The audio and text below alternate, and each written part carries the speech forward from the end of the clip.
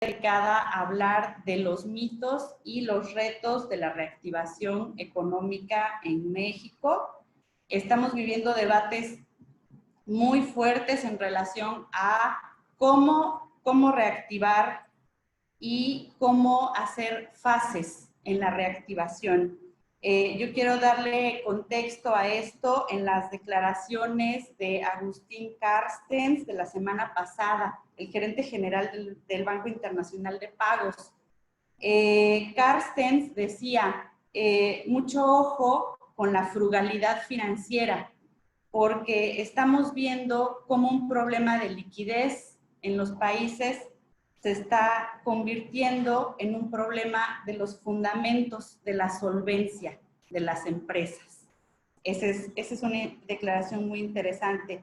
También decía Carstens, la política monetaria por sí sola no crea crecimiento, ¿no? Entonces, en esta discusión de la deuda de los países, de la deuda pública, en la discusión de la forma de reactivar, de la forma de focalizar y de la forma de hacer el delivery de estos apoyos a la reactivación económica, pues damos inicio a esta sesión. Bienvenidos todos y vamos a dejar la palabra para que Hugo Félix haga una breve introducción a la sesión. Adelante, Hugo. Muchas gracias. Muy buenos días. Hoy tenemos dos súper invitados. Patti Armendáriz, una mujer muy capaz y apasionada, doctora en Economía por la Universidad de Columbia y ha sido profesora de Macroeconomía Avanzada en el ITAM. Es una de las arquitectas de la regulación bancaria. Fue la primera vicepresidenta de la Comisión Nacional Bancaria y de Valores durante los 90s, durante la época más compleja, y dejó un sistema financiero sólido. Después ha sido directora adjunta del Banco Internacional de Pagos, del BIS. En la actualidad es directora general de la Financiera Sustentable, consejera independiente de Banorte y otras empresas, y es la única protagonista femenina de la serie Shark Tank. Bienvenida. Hola, Patti. Hola, ¿cómo están? Muchísimas gracias a esta oportunidad del Club de Economistas. De veras, muchísimas gracias. A ti. Y Miguel Mesmacher, por otra parte, pues es economista por el ITAM, tiene el doctorado en Economía por la Universidad de Harvard, ha sido subsecretario de Ingresos y subsecretario de Hacienda. Es uno de los arquitectos de los últimos 12 paquetes económicos. No los más recientes, pero hasta el 2018 así lo fue. Además, también ha sido líder en varias reformas fiscales, la reforma energética y otras modificaciones legislativas cruciales para México. Fue uno de los responsables de la respuesta del gobierno mexicano ante la gran recesión de 2008 y 2009. Bienvenido, Miguel. Muchísimas gracias por la invitación, Hugo. De verdad, un gusto estar aquí con ustedes. Y realmente es un honor estar participando con el Colegio de Economistas de Oaxaca. Muchas gracias. En el Colegio de Economistas de Oaxaca hemos realizado en esta época de pandemia 3 paneles. Uno, en el que establecimos y dialogamos sobre el posicionamiento de los economistas oaxaqueños con las organizaciones empresariales, con diputados federales y con el secretario de Economía de nuestro estado, en el que los tratamos de convencer de que la política fiscal del gobierno del estado debería esforzarse un poco más. Igualmente, también, por ejemplo, establecer incentivos para la formalización de las personas trabajadoras, dado que en Oaxaca el 82% de los empleados o de la gente en la población económicamente activa es informal. Mientras tanto, en estados como Coahuila es solamente el 35%. Esto establece retos importantísimos de los cuales quisiera que habláramos. Propuse a Patti y Miguel el título Retos y Mitos. Quizás aunque retos, o más bien mitos, prejuzga un poco los paradigmas de lo que se está entendiendo, quise que fuera una palabra atractiva y que genere cierta polémica, porque las discusiones son durísimas, las que se están dando, y claramente hay una divergencia entre el entendimiento y la realidad, o el entendimiento común y la realidad. Quiero plantear algunas preguntas y mencionar algunos retos por revisar. Hoy, la Ciudad de México y otras ciudades del país están ya en actividad en oficinas. Ya hay restaurantes, centros comerciales a punto de abrir, tiendas en el centro ya abiertas. Los vuelos comerciales están por incrementarse y supongo que ya se siente mucho más el tráfico que en meses anteriores. En Oaxaca es parecido el proceso de reapertura, aunque la curva de niveles de contagio tiene un rezago respecto de las ciudades que han sufrido más. Quizás todavía no llegamos al nivel máximo de contagios. Ante esto, los economistas de Oaxaca sentimos que francamente es un poco a ojos cerrados esta reapertura, puesto que como país hemos tenido una respuesta tardía y limitada, en la que nos acompaña Estados Unidos, Suecia y Brasil. La pregunta primera es, ¿la epidemia está bajo control? ¿Lo estará en nuestro estado? ¿Lo estará a nivel país? ¿La reapertura es sostenible y existe un alto riesgo de rebrote y por lo tanto de reconfinamiento? ¿Qué condiciones podrían hacer la reapertura un poco más segura? Quiero hacer dos menciones antes de dar la palabra a nuestros excelentes panelistas. Uno es la caída en el índice compuesto de indicadores coincidentes que combina el PIB mensual, el índice de volumen físico, de la actividad industrial, el número de asegurados permanentes, entre otras. Según el ciclo clásico de la recesión de 95, fue 23.1, esa caída. En esta recesión ahora es de menos 30.8%, es decir, una caída sin precedentes, del pico de mayo de 2018 a la fecha. El presidente, por su parte, dice ver las cosas con optimismo y que hay motivos para demostrar que ya tocamos fondo. En su mañanera del viernes, el presidente ofreció 3 datos que son signo de la recuperación económica. Uno, que este semestre aumentaron las ventas de autoservicio en 8% en términos reales. 2, que la pérdida de inscritos en el IMSS pasó de 550,000 en abril a 345,000 en mayo. En mayo aumentaron 18% con respecto a abril.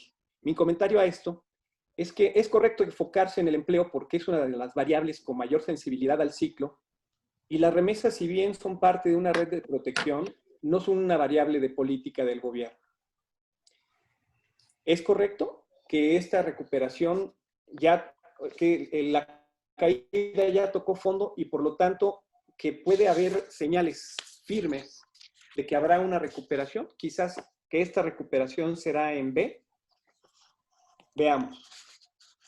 Por último, y ya para cerrar y dejarle la palabra a Pati Armendáriz, la semana pasada se publicó un artículo en Bloomberg cuyo título es López Obrador está haciendo la tragedia de México peor. La indiferencia fiscal del gobierno federal es inexcusable. Es imposible saber ex ante qué medidas ortodoxas de rescate realmente funcionan en algún país para contrarrestar esta inédita crisis, dijo Pati Armendáriz en un tuit. Más que poner dinero en apuestas riesgosas de futuro desarrollo, el gobierno necesita gestionar la crisis inmediata. ¿Debería aumentar las transferencias en efectivo? Esto lo comento yo. Directas a los trabajadores de la economía informal. Sin embargo, el margen fiscal quizás no dé para eso. Este editorial es un editorial grave, el de Bloomberg, como dijiste, Pati, porque Bloomberg es un market maker. Entonces, esas expectativas habría que atenderlas y sin embargo la Secretaría de Hacienda no aclaró nada. no es común que lo haga ante cualquier editorial de Bloomberg o de Wall Street o de quien sea. Sin embargo, establece un paradigma en el cual, si la respuesta fiscal fuera mucho más audaz, según Bloomberg, seguramente la economía en general podría responder mejor. Esto no lo sé, no sé, será un mito o un entendimiento quizás parcial. Ante esto, aquí quiero dejarla, y antes de ir con Patty, quisiera hacer una encuesta breve, rápida, en la cual, adelante, les preguntamos a todos nuestros asistentes cómo creen, qué forma tendrá la recuperación económica en México. La opción A es una V, la opción B es una U, después una L, es decir, una recesión profunda, una W con un proceso errático, o una palomita, perdón, no teníamos símbolos, entonces esa J quiere decir una palomita. Está abierta para que ustedes puedan contestar, por favor. Yo voy a contestar la mía.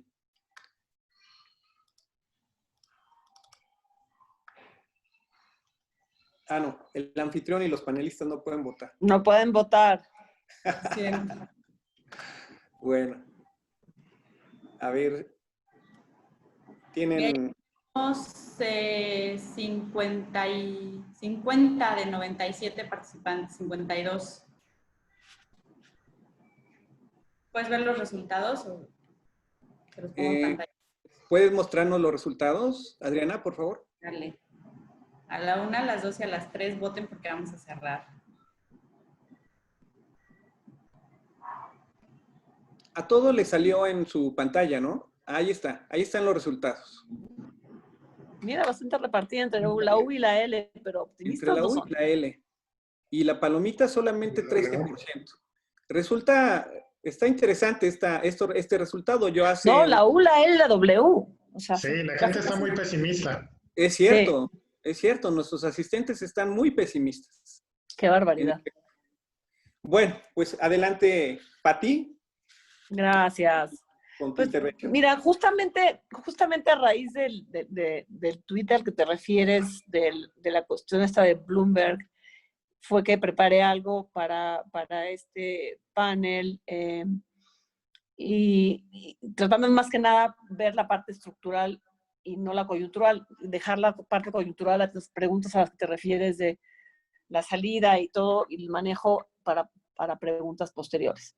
Y sí, efectivamente, como tú bien lo dices, algunos analistas han criticado al gobierno por no implementar suficientes medidas de gasto gubernamental para atenuar los efectos de la crisis que nos aqueja y para reactivar la economía.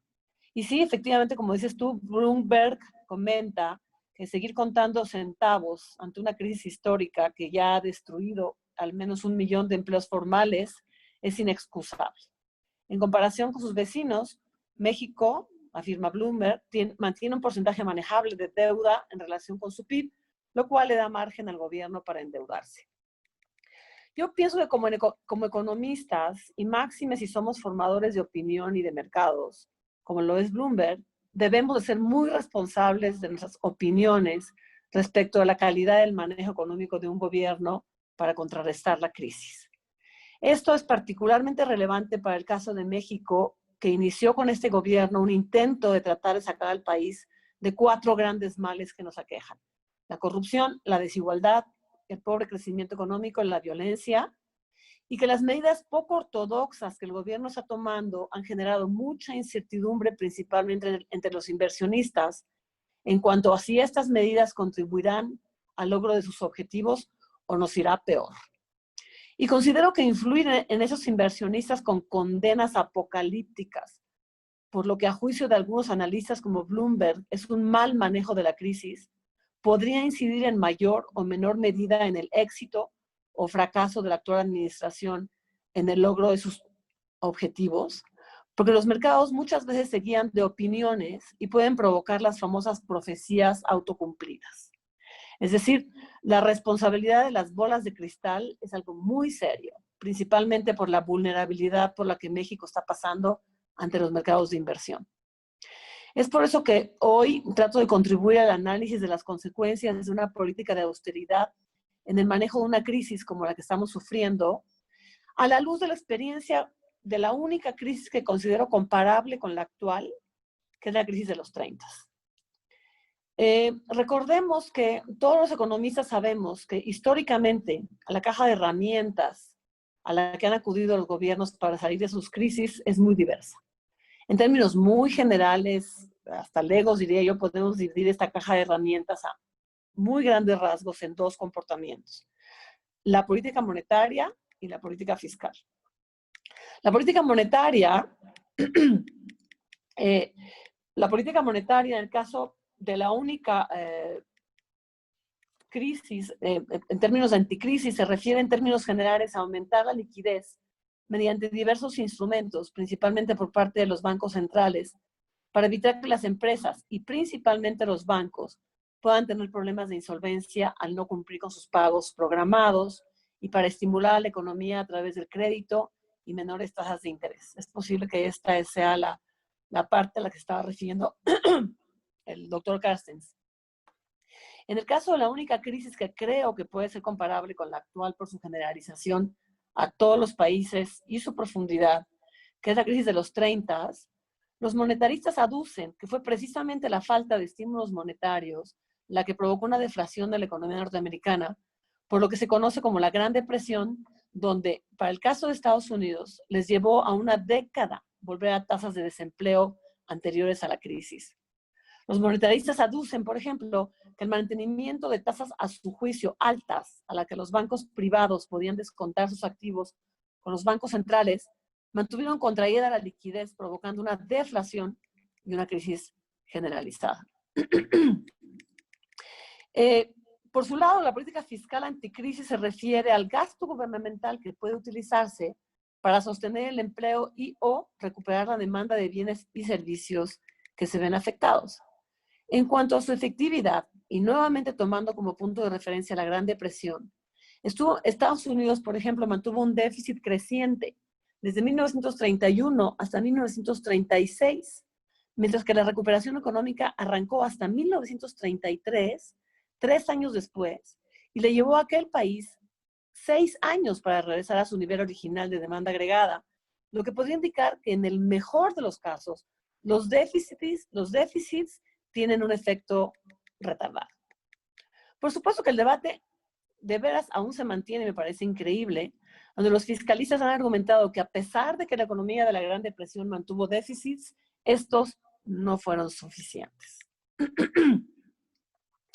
En la mitad de estas dos grandes corrientes explicativas, por supuesto, existen docenas de combinaciones que no abordaré en esta nota, por tratarse más bien de explicaciones de los mecanismos a través de los cuales una política operó o no para contrarrestar la crisis de los 30. A la luz, pues, de la experiencia de los 30, ¿qué podríamos concluir sobre cuál de las dos medidas es efectiva o la adecuada o la más efectiva para una crisis donde parecería que, además de enfatizar el gasto para la salud, se necesita prioritariamente proteger el empleo y contribuir a la recuperación de la demanda agregada? Algunos economistas como Romer, en su seminal estudio, argumentan que las políticas fiscales fueron menos efectivas que las monetarias si seguimos pensando en las enseñanzas de la crisis de los 30, en franca comparación entre ambas. Pero la evidencia empírica para mí, señores, no es concluyente. Cuando menos para el caso de la Gran Depresión, que para mí es el punto de referencia que podríamos usar. Y si ni siquiera nos ponemos de acuerdo ex post a qué herramientas contribuyeron a la profundidad de la crisis de la Gran Depresión o cuáles a su recuperación, ¿cómo podemos ser tan categóricos de que porque México no ha incurrido en un déficit suficiente, le va a ir peor que los que sí incurrieron en ello para el manejo de la actual crisis? En la parte monetaria, por ejemplo, México ha sido muy activo a través del provisionamiento de la liquidez que las empresas y el sistema bancario habrán podido necesitar. Mediante estas medidas, por ejemplo, la variable M1, que es la medida más elemental de la oferta monetaria o de provisionamiento de liquidez en términos generales en el sistema, manejada por Banxico, en los últimos 5 meses, ha aumentado casi un 13% en comparación con un 0.3% durante el mismo periodo del año anterior. Estas medidas han incluido una baja de las tasas de interés de 200 puntos base y un paquete económico equivalente al 3.3% del Producto Interno Bruto para permitir al sistema bancario tener la liquidez necesaria para cumplir con sus obligaciones, para dar facilidades de no pago a sus deudores, cumplir con sus compromisos de líneas de crédito que han sido utilizadas por las empresas preponderantemente para cubrir sus necesidades de liquidez. Y fundamentalmente, casi el 50% del esfuerzo monetario ha sido para dotarlos de liquidez, para otorgar créditos a las micro, pequeñas y medianas empresas. Es aquí, en la parte monetaria, a donde considero que el gobierno ha considerado un apoyo preponderante al sector empresarial. No por el lado fiscal, como lo exigen algunos, sí por el lado monetario, como parecen ignorarlo. Por el lado fiscal, efectivamente, México ocupa los últimos lugares en sus esfuerzos fiscales para contrarrestar la crisis. Pero esta medida es tan poco predictiva de cómo nos irá, que el Fondo Monetario Internacional predice que México incurrirá en una caída del PIB equivalente a la que sufrirán otros países que sí han incurrido en déficits considerables para intentar reactivar sus economías. Pero también ha indicado el fondo que México tendría más posibilidades de salir más rápido de la crisis por la relativa menor deuda a PIB incurrida. Más aún, la relación entre el gasto y sus efectos es tan poco lineal que se predice que Estados Unidos, con un gasto del 13% del PIB, caerá un 8% en el 2020 y se recuperará un 4% en el 2021, mientras que otras economías avanzadas que han gastado menos, sus PIBs caerán un 4.5% y se recuperarán al mismo 4.5% en 2021. Que alguien me explique, por favor. En comparación de cifras de empleo, mientras en Estados Unidos la tasa de desempleo alcanzó el 14.7 en abril, el mismo mes en México la tasa de desempleo fue del 4.7 según el INEGI.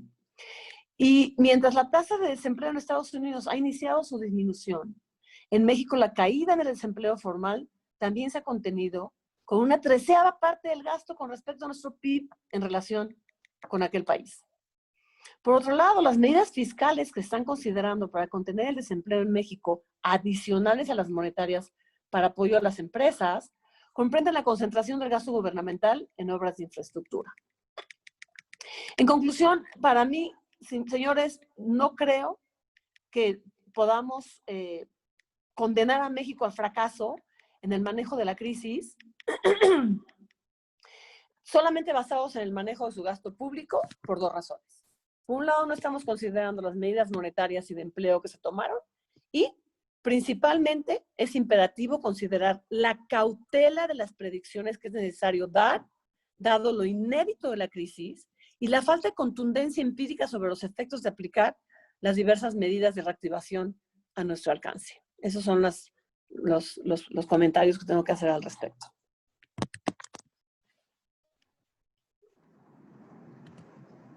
Muchas gracias. Gracias. Muchas gracias, Patricia. Pues tenemos en resumen algunos puntos clave, empezando con mucho ojo a los comentarios que se hacen en medios que tienen una influencia en los mercados. Dos, una crisis comparable que únicamente se encuentra en la de los 30, una discusión no saldada al parecer entre la caja, ¿no? Entre la efectividad de las herramientas que están en la caja de las políticas públicas económicas, que son política monetaria y política fiscal, y algunos números básicos que nos muestran que el mayor gasto no está claramente relacionado ni con mejores perspectivas, ni con un mejor desempeño, por lo menos en este corto plazo. Y bueno, esto está también muy alineado con la lectura de las bolsas en Estados Unidos, que están a punto de alcanzar su mejor momento en muchísimos años en medio de una crisis económica muy fuerte. Muchas gracias, Patricia. Y Hugo, te dejo la palabra para que hagas la presentación del siguiente panelista, que es Miguel Mesmacher. Bueno, a Miguel ya lo había presentado. Miguel hizo una tiene preparadas algunas láminas, como tú quieras, Miguel, si las quieres compartir o las quieres leer, vamos a ver que tengas la posibilidad de compartir tu pantalla, como tú quieras. Adelante, Miguel. Sí, la comparto con ustedes. Y lo que van a ustedes ver es, primero, voy a hacer un poco más de referencia a cómo está la situación en la coyuntura, pero ya después hablando también, como hizo Patricia, sobre un poco la parte de políticas. Y de hecho, quizás anticipando un poco el resumen, mi visión es muy parecida a la de Patricia. Yo creo que sí hay un poquito más de margen fiscal del que ella menciona, pero mi impresión es que en lo financiero se han venido haciendo bien las cosas y el margen fiscal es bastante moderado, y voy a hablar también un poquito de por qué creo yo eso. Pero un poquito, empezando primero para compartir con ustedes y platicar sobre cómo estoy viendo yo la pandemia y el efecto económico y la recuperación per se. Un poquito empezando con la discusión de qué es lo que creo que va a pasar con la economía y ya después un poquito hablar del tema de las políticas públicas. Igual que Patricia, me voy a referir primero a una experiencia histórica, solamente que ella se refirió a la Gran Depresión. Yo me voy a referir al episodio de la influenza española de inicios del siglo XX, un poco para ver qué es lo que sucedió desde el punto de vista de lo que probablemente es la pandemia más similar a la que estamos viviendo hoy en día. Entonces, un poquito para que ustedes puedan tener esto como una referencia histórica. Lo que ven en la gráfica de la izquierda son las tasas de mortalidad de la población, que a nivel global la pandemia a lo largo de los 3 años en que estuvo vigente, de 1918 a 1920, llevó una tasa de letalidad del orden de 2% más o menos. Que no es muy distinta de lo que hoy se estima pudiera terminar siendo la tasa de mortalidad vinculada, bueno, la tasa de letalidad vinculada a COVID-19 a nivel internacional puede ser que termine siendo de 2% con una tasa de mortalidad un poco más baja. Ahora bien, ¿por qué les presento esto?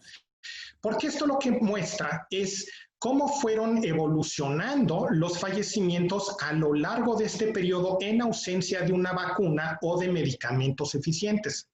Entonces, obviamente, todo esto puede cambiar si el día de mañana consiguen una vacuna y se inventa. Seguramente que la evolución va a ser mucho más favorable de lo que yo les voy a estar presentando.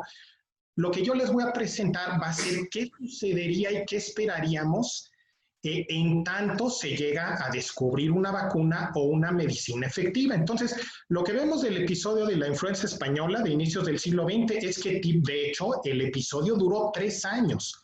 Claramente la tasa de letalidad, y aquí lo pueden ver, durante 1918 fue de 1.5% y ya después bajó rápidamente a 0.5 y después a 0.1, entonces claramente sí hubo una tendencia descendente bastante pronunciada, pero fue un fenómeno que duró varios años en ausencia de vacunas y de medicinas, y en ese sentido, de nuevo, en ausencia de vacunas y medicinas, es probable que el episodio tenga efecto durante varios años, es lo que yo creo que es más razonable suponer.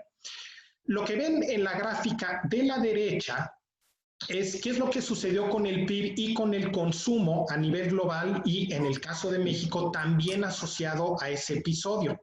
Y lo que pueden ver es que ya en el acumulado de los 3 años, esto es desviación con respecto a su tendencia en términos per cápita, a nivel global el PIB per cápita bajó 6%, el consumo 8% y los números para México son muy parecidos. De hecho, México tuvo una tasa de mortalidad muy similar al promedio global. Entonces, claramente en ese episodio, igual que en el actual, hubieron efectos muy pronunciados desde el punto de vista tanto de la producción como desde el consumo, y fueron procesos que desafortunadamente fueron relativamente tardados. En ese contexto, sí, yo creo que vale la pena enfatizar que sí, lo más probable es que hayan diferencias con respecto a ese episodio. Claramente tenemos mucho mejores prácticas médicas y la respuesta epidemiológica ha sido mejor que hace un siglo. Entonces, seguramente a nivel agregado, lo más probable es que estemos observando una menor mortalidad.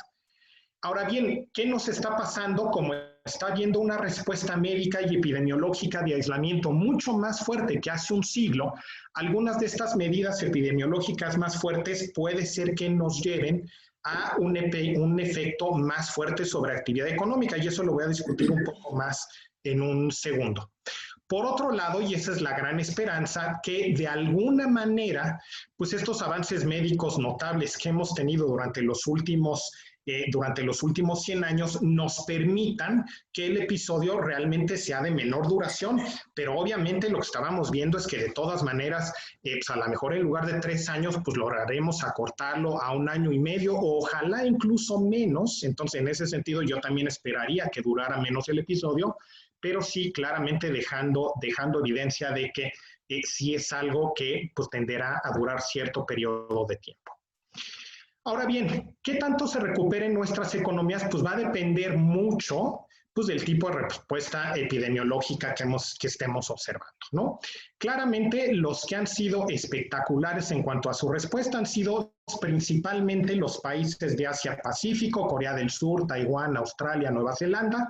Después tenemos un grupo de países con respuesta tardía, se tardaron mucho tiempo, pero eventualmente pudieron articular unas respuestas muy fuertes, como en China y como en Europa continental, y ya después lo que se ha llegado a llamar a lo mejor una respuesta un poco más tardía o en algunos casos más limitada, y son claramente casos como el de Suecia, Estados Unidos, Reino Unido, Brasil y México, donde obviamente hay casos como Brasil y México, y aquí sí hay que distinguir que hay una disyuntiva importante, obviamente para países emergentes donde hay una cantidad de población grande en la informalidad es mucho más complejo articular respuestas epidemiológicas tan fuertes como por ejemplo las que se dieron en Europa continental, ¿no? Aquí lo presento muy rápido, ustedes seguramente esto lo ven todos los días en las noticias, claramente pues han habido en Europa esta respuesta de un incremento muy fuerte en defunciones y después su disminución. Lo mismo en Asia, solamente que en Asia sí quisiera que notaran en la gráfica, la escala es una centésima parte de la de Europa. Entonces, obviamente sí, la diferencia desde el punto de vista de cómo se ha manejado esto en Asia-Pacífico ha sido muy superior a lo que hemos estado viendo en el resto del mundo y que augura cosas y sugiere cosas muy interesantes geopolíticas hacia adelante, pero pues ese es tema para otra discusión. Finalmente, el caso de América Latina, y donde aquí les enfatizo las defunciones de hecho registradas, eso sí es importante notarlo, las defunciones no son tan altas como llegaron a hacerlo en Europa, y sí la escala es la misma, llegando hasta 2 defunciones diarias por 100,000 habitantes. Entonces, en ese sentido sí pueden ver que en el continente americano, si bien se ha criticado mucho y ha habido mucho tema, las defunciones por 100,000 habitantes no han llegado a lo que llegó a ser lo peor en el caso europeo. El único problema es que las tendencias en América Latina, y ese más bien es el problema, o incluso en América en general, salvo Canadá, las tendencias tienden a ser al alza todavía en los contagios. Estados Unidos aparentemente empezaba a disminuir, si bien de manera mucho más lenta que en Europa, pero ya en cuanto empezaron con algunas medidas de apertura, probablemente de forma prematura, pues empezamos a observar un incremento muy fuerte en contagios que todavía no se ven defunciones, pero seguramente se estará viendo durante las próximas semanas.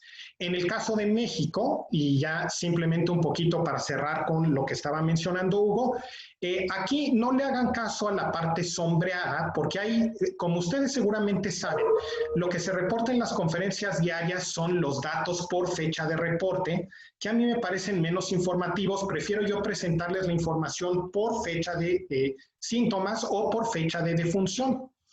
Eso implica que obviamente pues todos esos datos tienen un cierto retraso, entonces pues tenemos que irnos realmente a 10, 15 días para ver las tendencias que se observan tanto en contagios como en defunciones. En defunciones empezamos a observar una ligera disminución, lo cual es buena noticia, y en contagios observamos una cierta estabilización, pero claramente estamos lejos de una tendencia fuerte a la baja, tanto en contagios como en defunciones.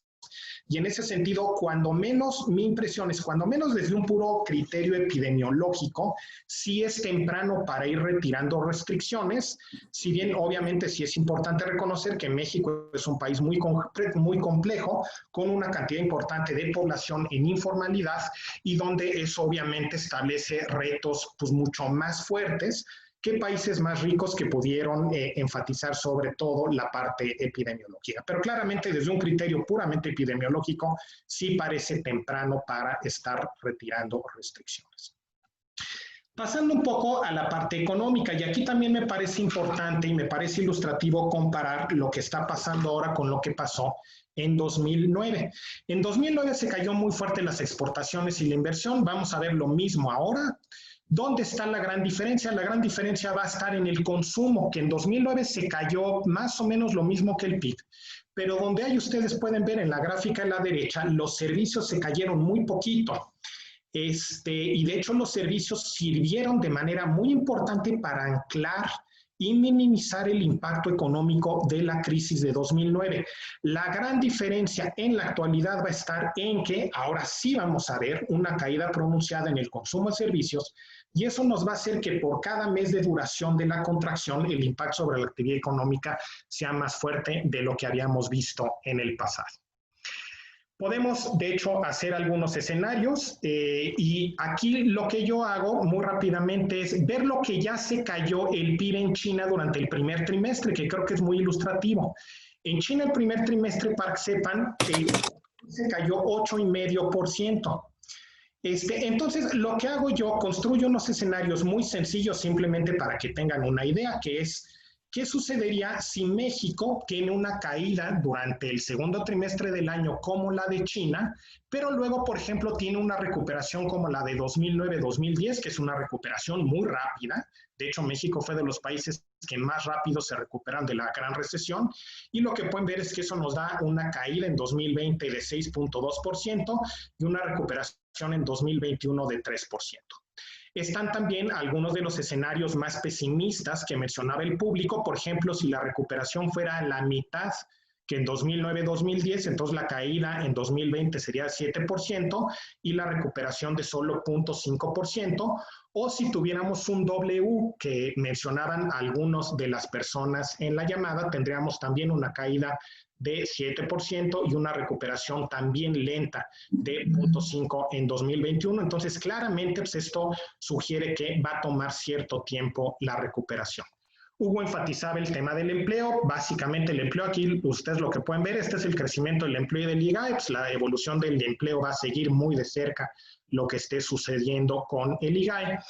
Y finalmente, ya entrando a la parte políticas, aquí me gustaría enfatizar algunos aspectos distintos de lo que mencionó Patricia, pero creo que son complementarios. Algo de lo que se ha hablado muy poco, se ha hablado mucho de la necesidad de que México tendría que gastar más. Se ha hablado muy poco del posible deterioro por el lado de los ingresos públicos, sobre lo cual no tiene mucho el gobierno que hacer. Y aquí de nuevo les presento los números para 2009 y donde lo que ustedes pueden ver es que los ingresos tributarios se cayeron el doble de lo que se cayó el PIB. Y en particular el ISR se cayó casi el doble y el IVA se cayó más del doble porque se cayó mucho el consumo de bienes durables. Entonces, lo que cabe esperar, y ya lo empezamos a observar en los datos, en los resultados de finanzas públicas de mayo, es que puede haber un deterioro bastante importante desde el punto de vista de ingresos públicos. Y como ustedes han visto también, pues los resultados en Pemex han sido malos, vinculado con la caída internacional en el precio del petróleo y también con el hecho de que la plataforma de producción no se recupera. Entonces, ¿eso qué implica? Que el gobierno va a tener un reto bien importante desde el punto de vista de tener que compensar una caída muy fuerte por el lado de ingresos. Entonces, no nada más es lo que mencionaba Patricia de paquetes de gasto muchas veces muy grandes y elefantiásicos. A mí, francamente, el paquete en Estados Unidos, les pongo un poco el ejemplo. En Estados Unidos resulta que la bolsa no se ha caído, pero se han perdido 40 millones de empleos. A cambio de aumentar la deuda pública en 10% del PIB, yo coincido con Patricia, es muy mal paquete. Yo en ese contexto sí creo que el gobierno mexicano sí podría tener algo más de apoyo, particularmente a población vulnerable. Eso no costaría mucho, para que sepan lo que era oportunidades, pues realmente costaba un poco menos de un punto del PIB, entonces tampoco necesitas mucho, pero sí el gobierno tiene que tener mucho cuidado, cuidando el hecho de que no puede expandir mucho el gasto porque va a tener que hacer frente a una caída fuerte en los ingresos.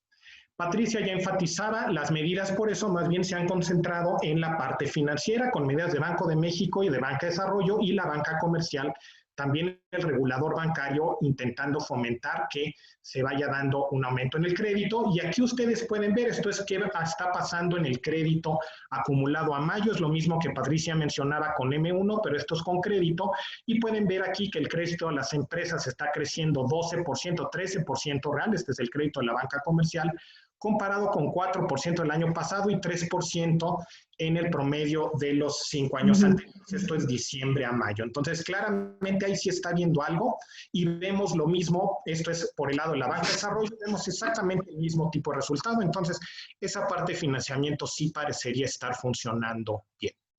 Ahora bien, un poco cómo veo yo la recuperación en distintos sectores. Lo que es clave es recuperación de la demanda, que es lo que está apretado. En la parte exportables ahí no hay mucho que hacer, ahí tenemos que esperar a la recuperación en Estados Unidos, si acaso conseguir financiamiento para que las empresas puedan sobrevivir este periodo de baja demanda. Consumo doméstico no durable, la verdad es el sector que ha tenido el mejor desempeño. Ahí básicamente lo que se ha venido dando de manera muy exitosa es buscar canales directos de venta a consumidores, dadas las restricciones por la epidemia. El consumo doméstico de durables, ese va a tener un reto bastante importante. ¿Por qué? Porque los bienes durables, como por ejemplo automóviles, necesitan, para que haya un buen consumo y que haya una buena demanda, necesitan que haya certidumbre y que la gente tenga riqueza. Aquí desafortunadamente vamos a tener incertidumbre y la gente en muchos casos tuvo que hacer uso de su riqueza. También hay algunos otros casos de hogares que pudieron ahorrar, pero en general aquí lo más probable es que en el balance eso quede apretado. La parte que es importantísima es la de servicios y ahí es fundamental que la gente tenga confianza de que la epidemia está bajo control. Mi impresión es que es el tema más importante y ahí es donde las autoridades sí necesitan reforzar sus mensajes para dejar claro y dejar claro a la población cuándo es que ya la situación esté bajo control para que eso nos lleve a una recuperación sostenida en servicios. Lo mismo inversión va a tardar tiempo también por el tema de incertidumbre. Finalmente, y esto un poco ya lo había yo enfatizado, y paso simplemente ya a las conclusiones, pues los países se van a estar recuperando, pero va a ser un proceso gradual. Obviamente, el que podamos tener una recuperación muy rápida realmente va a depender de soluciones médicas. Vamos a tener todos retos muy importantes a nivel de finanzas públicas, actividad económica, hogares y empresas. Lo más importante es intentar promover una recuperación de la demanda y para ello es esencial, mi impresión es que es esencial restablecer la confianza, especialmente a través de mensajes creíbles con respecto a cómo va la evolución de la pandemia para que de verdad la gente crea cuando le digamos que la pandemia ya está bajo control. Entonces, con eso terminaría mi participación. Muchísimas gracias a todos.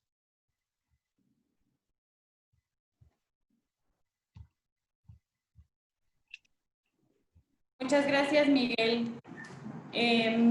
Hugo, no sé si quieres hacer algunos puntos claves sobre lo que ha dicho Miguel o pasamos directamente a las preguntas de los participantes. Me parece importante todo lo que han dicho Miguel como lo que dijo Pati. Yo pensaba que iban a tener una mayor diversidad. Está claramente la experiencia pues, es decir, teórica parecería que la haciendo mucha falta. Sin embargo, conociendo profundamente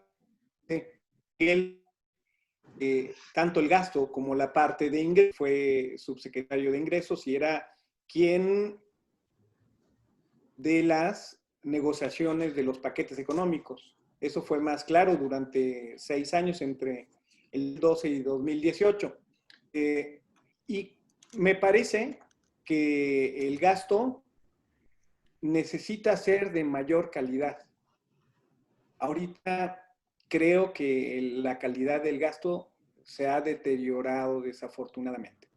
Entonces, está bien. Creo que los beneficiarios, nadie puede estar en contra de respaldar a los beneficiarios de los programas y en efecto, esos beneficiarios son la base de la pirámide. Queda pendiente, esa base de la pirámide, donde Oaxaca, por ejemplo, está con el 82% de su población económicamente activa en el sector informal. Quedan también aquellos desempleados recientes de las empresas que están quebrando. Entonces, pues quizá no da el espacio fiscal para esto, pero bueno, ya veremos cómo preguntas y les pido si pueden considerar estos dos temas, sobre todo en el contexto de una economía como Oaxaca y parece a la economía de Chiapas, ahorita en Chiapas, y conoces también de la informalidad extrema. ¿Qué más se puede hacer para esto? Seguramente es que estás en San Cristóbal, pues estás en una ciudad que como Oaxaca depende mucho del turismo y ese turismo se cayó hasta el suelo. Oaxaca en julio tiene su mejor mes normalmente. Apenas están abriendo los hoteles. En fin, adelante entonces con otras preguntas, las que tú selecciones. Adriana. De acuerdo. Bueno, pues por orden de aparición un poquito, de Elizabeth Albarrán, del Economista. ¿Cuál es su... ¿creen que la propuesta del secretario de Hacienda, Arturo Herrera, para usar el Fondo de Estabilización de Ingresos Presupuestales, el FEIP, como un fondo contracíclico, creen que esto es una ayuda oportuna para mitigar la crisis que enfrenta el país? Y si gustan tomar un minuto cada uno para responder, por favor. ¿Cuál es su opinión sobre esta propuesta de Hacienda? No, ciertamente yo sí creo que hay una gran ventaja, principalmente en la parte de sustitución de deuda por los costos asociados, pero el problema aquí es esta cuestión tan sui generis, ya ideológica del Ejecutivo en la parte correspondiente a utilización de medidas con covenants con los que él posiblemente no pueda estar de acuerdo, y ahí es donde tenemos un problema. Pero yo ciertamente pienso que sería muy beneficioso utilizarlo, principalmente porque el costo asociado es menor que la última deuda que emitimos, por ejemplo. No sé, Miguel, ¿qué piensa?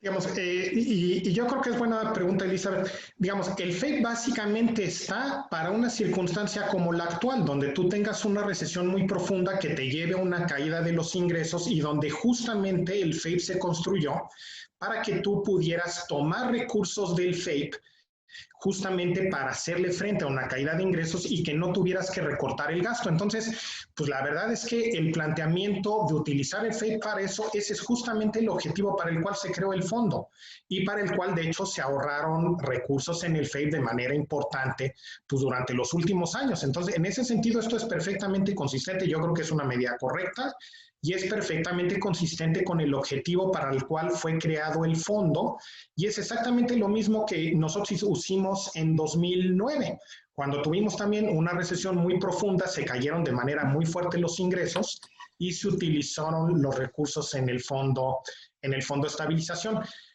No sé si aprovecho también un poquito para comentar la pregunta de Hugo. De una vez, a lo mejor, y hay un poquito, yo lo que sí creo, obviamente sí hay, como ven, muchas similitudes entre la visión de Patricia y mía. Ahora bien, yo sí creo que podría haber un poco más de gasto, definitivamente no los paquetes que estamos viendo en otros lados, pero sí creo que podría haber un poquito más de gasto. En ese sentido, yo sí creo, y coincido un poco con tu visión, de que, pues en principio, a lo mejor podrías estar implementando cosas a lo mejor innovadoras, como por ejemplo pues el estar dando apoyos a la población a cambio de que, por ejemplo, se registraran con el RIF o se registraran para un RFC, para ir incentivando formalidad hacia adelante. En ese sentido, pues alguien que va a estar recibiendo recursos fiscales, yo creo que está bien que esté dentro del paraguas de la formalidad. Entonces, yo creo que sí hay margen para pensar cosas interesantes, ¿no? Yo creo también yo estoy de acuerdo en que sí, efectivamente, Oaxaca y Chiapas y posiblemente Guerrero y comunidades muy específicas la estamos pasando de la fregada. Pero yo creo que no va a parar el intento del gobierno de continuar mandando recursos que son relativamente baratos con respecto al PIB. Pues ya mandó 25,000 millones. Yo creo que van a volver a mandar otros 25,000 millones. Es un costo bastante bajito. Sí hay lugar para eso. Máximo estamos recuperando impuestos. El problema son los cómo. Yo tengo miedo de que esto se vuelva una política de todo el sexenio, como si fuera realmente la medicina para reactivar la economía, y no lo va a hacer. Yo creo que se necesitan medidas mucho más sesudas para realmente establecer cambios estructurales en la parte de la recuperación del mercado interno, que parecería ser que el Ejecutivo está muy interesado en realizar en este tiempo como medida de reactivación y medida de crecimiento. Me preocupa muchísimo que se interpreten que esas transferencias son los instrumentos de recuperación de la economía. Y por otro lado, me preocupa muchísimo también la actitud de la gente, lo estoy viendo acá y seguramente es lo mismo en Oaxaca, ante la muerte. O sea, la gente está acostumbrada a hablar con la muerte todos los días. No le importa, le ha faltado el respeto a la pandemia entre tirios y troyanos. Yo estoy sufriendo todos los días con gente mía, amigos míos del pueblo que se están muriendo porque me dijeron, no me importa. Yo voy a seguir saliendo y si me muero, me muero. Es un problema de carácter cultural. Y tampoco les importa estar pegados como chapulines recibiendo sus subsidios.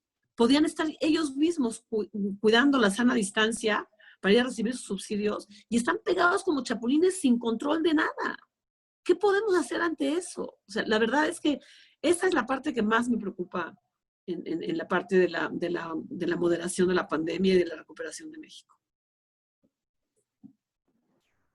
Muchas gracias. Tenemos una pregunta de un miembro del Colegio de Economistas de Oaxaca, Marcos Matus, y es, bueno, primero una opinión, ¿no? Que se están minimizando la pandemia y la crisis, pues a ver si comparten la opinión, y que no se están implementando acciones específicas.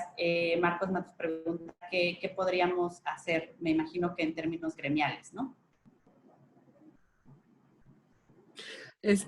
Yo creo que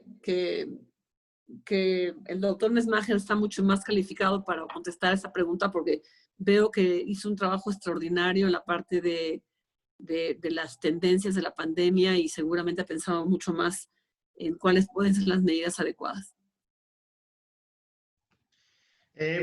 Marco, digo, mi impresión, obviamente tú por un lado dices qué podemos hacer nosotros de manera independiente. Yo creo que de hecho lo estamos viendo y eso también condiciona de manera muy importante qué es lo que puede o no hacer, qué es lo que puede o no hacer el gobierno, ¿no? Con respecto, obviamente, a pues, toda la parte de apoyo empresarial que sí está viendo en otros lados y no está viendo aquí. Aquí yo creo que la parte que sí es muy importante, yo creo que va a ser muy difícil que haya un monto de apoyo fiscal. Yo creo que sí está viendo cierto apoyo financiero a través de banca comercial y banca de desarrollo, como estábamos viendo, pero probablemente no habrán recursos fiscales. Yo no necesariamente creo que eso esté mal, como ya apuntaba y como apuntaba también Patricia, sobre todo la parte empresarial. Lo que sí es muy importante desde el punto de vista empresarial es buscar flexibilidad y buscar renegociar. Entonces, en buena medida, ¿qué van a tener que estar pasando? Pues van a tener que ser negociaciones entre particulares, donde sí se están dando afortunadamente muchos casos de renegociaciones contractuales entre particulares, buscando con eso intentar sortear de alguna manera los peores momentos. Yo creo que todos tenemos que tener flexibilidad y estar abiertos a que ello pueda suceder. Eso es algo que yo creo que además el gobierno puede facilitar sin necesidad de incurrir en recursos fiscales, simplemente un poco pues, una parte que permite que haga más sencillo que se estén renegociando contratos entre partes, a lo mejor sin necesidad de llegar a problemas de bancarrota, ¿no? Ya después está la parte de la confianza, que es muy importante. Como yo mencionaba, obviamente en la medida en que no haya confianza necesariamente, de todas maneras la gente reacciona. Entonces, por mucho que se cambien los semáforos, pues la verdad es que si la gente no tiene plena confianza de que la pandemia esté bajo control, pues de todas maneras habrá quienes empiecen a asistir, por ejemplo, a algunos comercios, a lo mejor gentes que ya tienen cierto grado de inmunidad, pero la gran mayoría de los que no tenemos inmunidad, de todas maneras, pues vamos a procurar cuidarnos en tanto tengamos la percepción de que la pandemia no está completamente bajo control. Entonces, yo sí creo que de todas maneras el intentar recuperar la parte de confianza va a ser un elemento fundamental. Obviamente, lo ideal sería que eso fuera algo que hiciera el gobierno. La otra opción quizás podrá ser que eventualmente a través de nuevas tecnologías, un poco estos temas de rastreo, etcétera, pues a lo mejor la sociedad civil también pueda intentar articular cierto tipo de respuesta, ¿no? Gracias.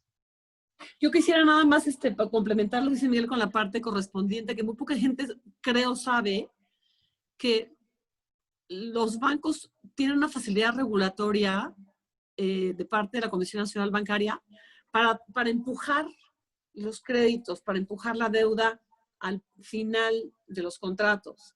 Y es algo súper importante, porque entonces sí permite a los deudores un respiro, permite a las empresas mismas un respiro, y el Banco Central está tratando de proveer esa liquidez, ya no percibe esos ingresos financieros, sino hasta dentro de 48 meses, digamos, y por lo tanto vas a tener problemas de liquidez y tienes que renegociar con tu cadena, ya sea con tus acreedores o con tus deudores, los acreedores de los bancos, o también acudir a las medidas de liquidez del Banco Central. Creo que ahí hay un apoyo muy fundamental que no se está viendo de una manera completa. Ok, bueno, muchas gracias. Aquí hay una pregunta de Adolfo Miranda, más bien dos preguntas. Una es si estarían de acuerdo en usar una banca de desarrollo de manera más agresiva, y la otra, ¿qué hace cuando las empresas están apretadas para alentar la formalización del empleo? Adelante, Miguel. Yo te complemento. Gracias, Patricia. Desde el punto de vista, y con mucho gusto de saludar a Adolfo, además. La verdad, Adolfo, mi impresión es que la banca de desarrollo ya se ha estado utilizando de manera relativamente agresiva. Lo que yo les mostraba es que cuando menos al mes de mayo, lo que estamos observando es un incremento en el balance de la banca de desarrollo y en el crédito de la banca de desarrollo al sector empresarial de alrededor de 15% en términos reales, diciembre y mayo, comparados con crecimientos que en años normales típicamente serían de 3 o 4%. Quizás se pudiera hacer un poquito más agresivo, pero mi impresión es que cuando menos esa parte, la parte tanto de crédito de la banca de desarrollo como un poco toda esta líneas de crédito y demás que está utilizando la banca comercial, hasta el momento mi impresión es que esa ha sido una parte ya bastante positiva. Desde el punto de vista, entonces digo, a lo mejor se puede un poquito más, pero obviamente mientras más agresivo eres, luego tienes más cartera mala y cartera vencida, pero yo creo que sí está habiendo un esfuerzo relativamente agresivo. De hecho, el Fondo Monetario anunciaba que probablemente que ellos tenían registrado que iba a ser más o menos 0.7% del PIB. Mi impresión es que va a terminar siendo bastante más grande que eso y yo creo que está bien. Y la verdad es que las tendencias hacia eso apuntan. Entonces, en ese sentido, esa sí es una parte que yo creo que se está utilizando de manera correcta. Miguel, ahí sí yo no lo veo así tan claro. ¿Dónde estás viendo tus cifras de que la banca de desarrollo está ampliando sus créditos? O sea, yo no lo he visto. Son los datos de Banco de México, ¿eh? Son un poquito los que había yo presentado, Patricia. Pero posiblemente la banca de desarrollo concebida como FIRA y los fideicomisos internos de Banco de México, porque Nacional Financiera no siento que esté ampliando sus créditos, ¿o sí?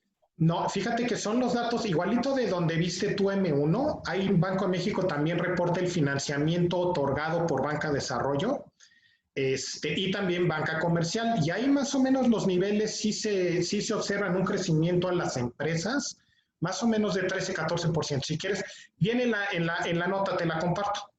Vale, muchas gracias. Sí, esa es una magnífica noticia. Yo creía que no estaban permitiendo sí está creciendo. El uso de la banca de desarrollo por el aumento en la deuda, ¿no? Porque también es una deuda contingente.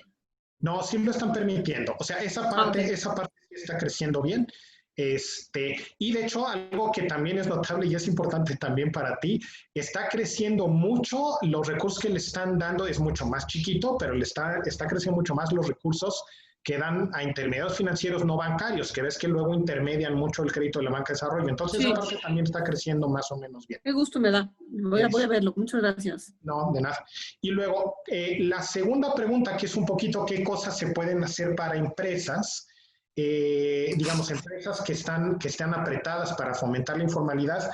Digo, mi impresión, un poquito para que ustedes sepan, pues la verdad es que toda la recaudación del RIF es del orden más o menos de 30, 40 mil millones de pesos en totalidad cuando se estuviera cobrando todo. Entonces, pues en ese sentido sí podría haber cierto grado de diferimiento de pago de impuestos para los contribuyentes del RIF sin que eso necesariamente generara mucha presión fiscal. Entonces, ahora bien, ¿qué es lo que sí es importante? Yo creo que es algo que hemos enfatizado Patricia y yo. En México hay muchos contribuyentes y hogares de bajos ingresos. Entonces, en ese sentido, tú puedes articular una respuesta que se enfoque en dar apoyo a hogares de pocos ingresos y a empresas muy pequeñas sin que eso necesariamente tenga costos fiscales muy grandes. Y entonces, en ese sentido, mi impresión es que ahí sí podría haber un poco más, aún queriendo cuidar las finanzas públicas, sí podría haber un poco más en ese sentido. Y adelante, te cedo la palabra, Patricia, para tu complemento. No, pero bueno, la pregunta que te hice sí es, era muy clara, pero también la parte correspondiente de la banca de desarrollo que, pues, desafortunadamente no nos equivoquemos. El porcentaje de cartera de la banca de desarrollo es muy pequeño en comparación con el punch crediticio de la banca en general. Tenemos una banca sólida, como lo decía ya el secretario Herrera. Sus indicadores son adecuados, salvo un par de problemas que vamos a ver pronto, que ya estamos viendo en bancos que ya venían vulnerables. Y por lo mismo, yo sí siento que es importante que los bancos comerciales sigan utilizando las facilidades del Banco Central en caso que esto se vaya un poquito más allá por la incertidumbre que se considera, considero que en ese momento, la verdad no sabemos ni siquiera para dónde vamos en términos de terminación de esto. Pues, como lo dijo Miguel, tiene tres observaciones de indicadores que podrían decir que ya vamos para abajo. Ojalá continúe esa tendencia, pero la volatilidad todavía la siento muy fuerte y los bancos tenemos que estar preparados para abrir líneas, para posponer nuestros créditos y para manejar nuestra liquidez. Muchas gracias. Una pregunta sobre cómo atender al sector financiero, pero bancario y también no bancario, ¿no? Las entidades financieras no bancarias en México tienen un rol muy importante en la dispersión y en la capacidad de ciertos sectores productivos para tener liquidez a su alcance. Entonces, ¿cuál es su opinión, sobre todo Patricia, sobre cómo apoyar solvencia, manejo de cartera, o sea, asegurar la sostenibilidad de entidades financieras no bancarias que atienden en gran parte pues, pequeñísimos negocios y población rural? Sí, ahí sí tocas un punto importante de carácter estructural, en el sentido de que yo sí siento que la inclusión financiera es uno de los instrumentos más importantes de desarrollo por los que podríamos contar. Y la inclusión financiera la estamos haciendo en los intermediarios financieros no bancarios. Los bancos, por su tamaño, por su escala, no pueden costos adecuados, salvo ahora con las nuevas fintechs que están prometiendo esto, pero es una promesa, no pueden atender productos hechos a la medida de innovación que conlleva la inclusión financiera. Y en ese sentido, yo sí creo que medidas que comenzaron a plantearse a principios de sexenio de regulación diferenciada, de un acceso más fuerte de fondos, y deja tú de fondos, de garantías Con que nos den la banca de desarrollo o el gobierno a través de algunos mecanismos, garantías que nos permitan compartir el riesgo que estamos incurriendo, sería maravilloso. Y la otra parte también es la parte regulatoria. O sea, es impresionante cómo a fuerza de que no te conozco y no sé cómo vas a actuar porque eres chiquito y eres joven como intermediario, te ato las manos. Y esa no es una política correcta. Creemos que una regulación adecuada no tiene que ser laxa para ser adecuada y darnos un poquito más de respiro para podernos fondear, por ejemplo. Es impresionante las incapacidades de fondeo que nos tienen por parte de los reguladores. Y eso sí es una brida muy importante para el crecimiento de México en general.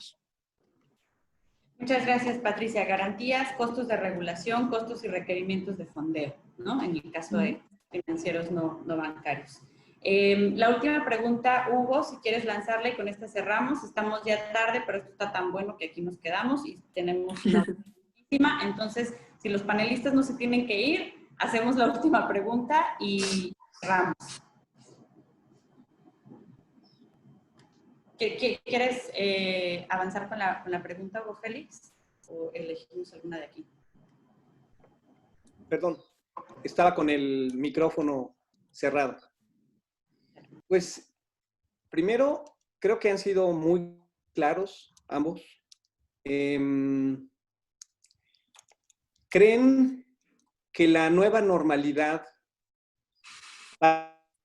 vamos a volver al periodo, o sea, van a ser las cosas similares a como eran antes? Ese es un poco el supuesto que está en los programas de apoyo y en Canadá, donde los vínculos laborales pues, sean preservar. Es decir, los gobiernos han puesto la nómina. Estados Unidos, el vínculo laboral se ha perdido. En este ¿Soy solo yo o te escuchas mal? ¿Te escuchas cortado? Creo que se está cortando. Yo también me escucho cortado. Es que no estoy entendiendo sus preguntas, desafortunadamente. Sí. Puede ser que tenga problemas de internet. A ver, la nueva normalidad, una situación parecida vamos antes o una cosa radicalmente distinta. Esa es la pregunta. Si me permite esta vez, Miguel, comenzar. Por favor.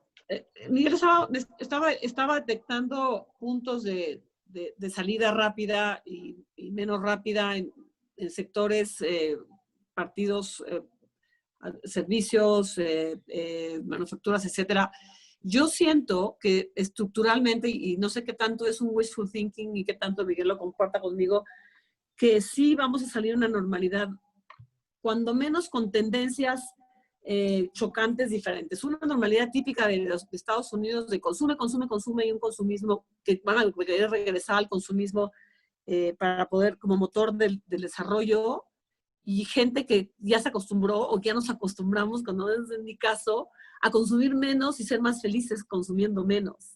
Entonces yo siento que esa gran tendencia, la otra gran tendencia de consumir menos, va a ser un mundo tal vez más pequeño en términos de Producto Interno Bruto global, o sea, tal vez salgamos a una normalidad con productos internos brutos más chiquitos, pero con gente muchísimo más satisfecha en su relación trabajo, familia, trabajo, lo que le dicen ocio, y una tendencia muy importante en productos de cuidado de la tierra. O sea, ya de por sí en Shark Tank yo ya veía a emprendedores que venían a darnos verdes, y lo están viendo ahora, por ejemplo, toda esta nueva temporada que la grabamos antes de que entrara la pandemia, chavos verdes, chavos protegiendo la tierra, chavos enojados con la desforestación. Y yo sí creo que es una generación que va a salir muchísimo más consciente del cuidado del planeta. Y eso va a cambiar los mercados. Y eso va a cambiar el consumo de algunas cosas. Yo creo que cuando menos se va a amortiguar. En el sentido, por ejemplo, de consumos suntuarios. Yo creo que van a ser de menor cuantía, de carácter estructural. Creo, cuando menos va a ser una tendencia fuerte. Esa es mi apreciación. No sé, Miguel. Bueno, por una vez creo que voy a expresar una visión un poco más distinta que la de Patricia. ¡Qué bueno, y era hora! Desafortunadamente, yo creo que sí vamos a regresar mucho a cómo estaban las cosas antes. Desafortunadamente, nos vamos a tardar un rato. De nuevo, la recuperación yo creo que va a ser relativamente lenta. A ver, obviamente, ojalá y se descubriera mañana una vacuna o una medicina efectiva, en cuyo caso pues estamos hablando de una cosa completamente distinta, pero hasta en tanto que eso no suceda, desafortunadamente, sí mi impresión es que la recuperación va a tomar mucho tiempo. En la medida que la recuperación tarde más tiempo, eso va a implicar también una disminución mayor en la riqueza, ya sea de hogares que han tenido que estar utilizando sus ahorros o empresas que han tenido que estar utilizando su capital o gobiernos que han tenido que estar utilizando mayor endeudamiento. Entonces, en ese sentido, eso sí va a ser un reto, desafortunadamente me parece, hacia adelante. Ojalá y sea manejable. Entonces, mi impresión es que el reto más bien podrá estar viniendo por ese lado, de que yo espero que regresemos a donde estábamos antes. Ojalá y además se den algunas de las cosas que dice Patricia, pero esas partes ya de cambios de comportamiento y de preferencias no estoy seguro. La parte que sí yo conozco mejor, que es un poco la parte economistas y de ahorros, sí mi inquietud sí sería que estemos utilizando una cantidad importante de ahorro y estemos consumiendo de manera importante nuestra riqueza un poco para lidiar con la circunstancia actual, y en ese sentido, de todas maneras, aun cuando nos recuperemos, de todas maneras tenga que pasar un cierto tiempo en lo que reconstituimos la riqueza que se haya perdido por el episodio, ¿no? Entonces, yo pensaría que sí regresaremos a donde estábamos, espero, solamente que desafortunadamente nos va a tomar algo de tiempo. Okay. Muchas gracias, Patricia y Miguel. Hugo, ¿quisieras hacer algunos puntos finales? Yo creo que un último minuto antes de que cerremos, si nos da permiso tu internet. Espero que sí, que sea mi internet estable. Sobre todo porque me parece que lo que han comentado, pues es bastante objetivo. Ciertamente, una visión diferente del common wisdom, de lo que se concibe y de los reclamos que se tienen, de por qué no hay una política fiscal súper expansiva. Sin esa política fiscal no nos vamos a salvar. Bueno, primer punto, objetivo, y hasta cierto punto optimista, es no se tiene una seguridad. Y puede representar una ventaja. Sin embargo, también hay el reto de que el programa de apoyo, los de apoyo, pues también se ajusten conforme pasa el tiempo, porque esto, yo, con lo que nos han dicho, diferente.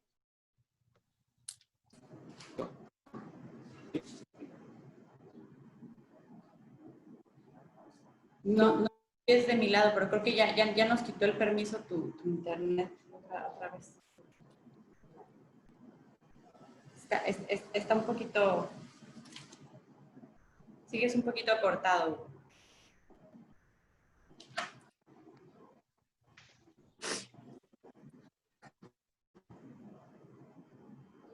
A ver, ahí estoy. ¿Ya? Estás, sí. Adelante. Ok.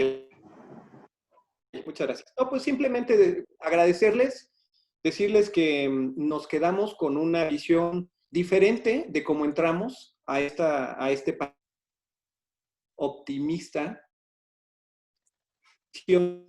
Reclaman que no hay una respuesta fiscal sumamente exacta. No son ciertas en cuanto a el efecto Pues vale para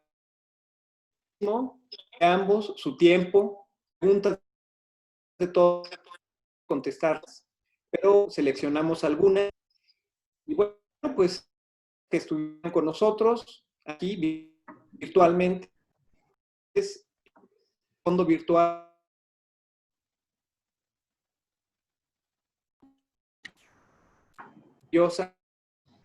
Hugo, parece que se están cortando mucho, pero si a mí me escuchan bien, sí. Pues si quieres, A ver. Pues nada más despide. Sí, yo escuché que ya te estabas despidiendo, entonces otra vez el comercial de Oaxaca. Miguel y Hugo tienen en el fondo de la Biblioteca Burgoa. Muchísimas gracias por acompañarnos en esta sesión. Ojo, no hay respuestas que claramente digan que una política fiscal expansiva determina un mejor crecimiento, un mejor desempeño o perspectivas. Yo creo que ese es de los grandes aprendizajes. Muchas gracias a todos por su tiempo. Esto fue el Colegio de Economistas de Oaxaca. Pues salud, un mezcalito a todos para donde estén. Gracias, muchísimas gracias. Un gran bonito día.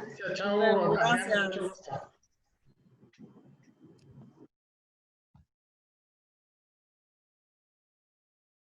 Gracias.